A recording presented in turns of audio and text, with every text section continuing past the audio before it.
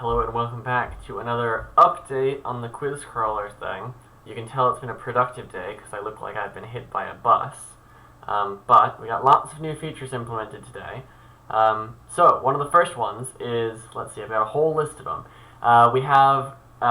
You can now recursively do questions. So here in this chunk of notes, I have my nouns, and I can unfold them, and like we saw in the last video, there's the nouns here, and then inside of that there's a subsection. And before, we could get into both of those separately. You can still get into them both separately, but now there's also a feature to get into them combined together. So I can jump in, and I'll hop over to the notes, vocabulary and nouns. So you can see here it says there are 13 questions in food, there are 10 questions in nouns. If I hit space regularly, it brings me in to just that 10 question section like before. However, if I press Control space, it'll bring me in to all of those questions plus all the questions from the thing below it.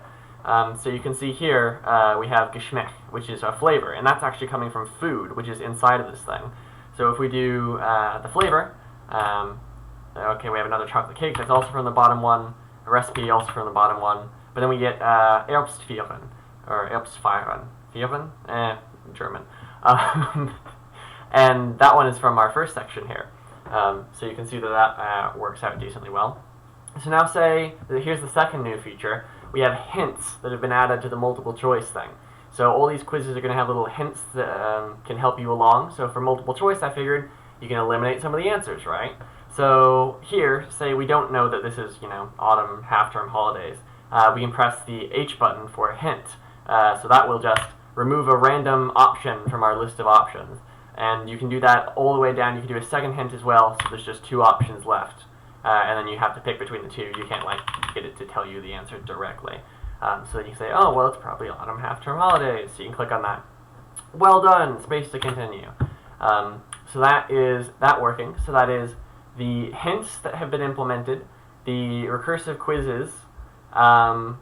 Additionally, something that you have probably noticed, well, maybe not, it's a more subtle thing, is normally before, so it would sort the questions. If you missed one, it would put it at the end, so it had some sort of order to the questions, but otherwise they were just ordered the same way that they appeared in the file. But now I'm shuffling them around, so if you start the same quiz, you won't get, the same questions in the same order anymore. So you can see when I start this one, it starts with das Getränk, which is way down here. So it's like in the middle, it randomly goes around as opposed to working from the top down. So that adds some diversity to the quizzes, which is excellent to have. So in addition to that, you've seen me use it a couple of times now, but in the old version, whenever you would press the Q button, it would quit the application, which is nice. You like to get out of applications eventually. But now the Q button is much smarter, so if you press Q, it will bring you back to here, and it will actually bring you back to the exact same state. So say that I left my cursor on adverbs, and I jump into that quiz. Well, there's only one option there, but let's say I don't answer it, and instead I press Q to go back. It'll bring me back and see my cursor's in the same place. So it totally remembers all of the states. So now there's a nice back button. So let's see, we have hints, we have the back buttons, and we have the recursive quizzes, and it's shuffled. The one last feature, this one was one of the most exciting ones, the feature for flipping note cards now works again. So you see here in my German document, I have the question, I guess, first, and then all the answers are the second bit. But say, let's take a look at this other document, which is for vocabulary. It's in a totally different format. So you can see, before, the terms and definitions were all on one line. Here they're on two. I have to make 0 changes to the program. It's just a different configuration file. So that's the configuration files at work. But say the issue here is if you're given a word and then a bunch of different definitions, it looks really gross because you have one tiny little question and then your answers are like the whole page. I'll show you what I mean. So there's the flipped. Let's remove the flipped for now. So let's take a look at Invasion of the Ceiling. Why not? So you see it gets especially confusing because this document happens to use numbers for the number of the definitions, just like the choices are.